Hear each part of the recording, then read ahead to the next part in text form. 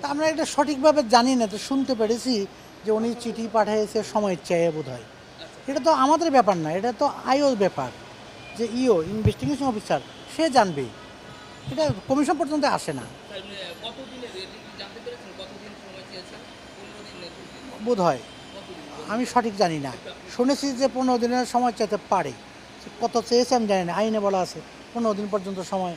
যদি সন্তুষ্ট হয়, অনুসন্ধান কর্মকর্তা সন্তুষ্ট হয়, সে সময় মঞ্জুর করতে পারে।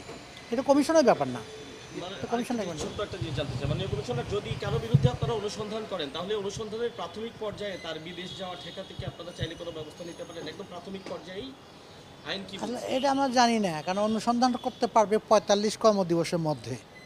45 কর্মদিবস আইনে বলা আছে। আমার মতো দেখুক সে কী রিপোর্ট দেয়।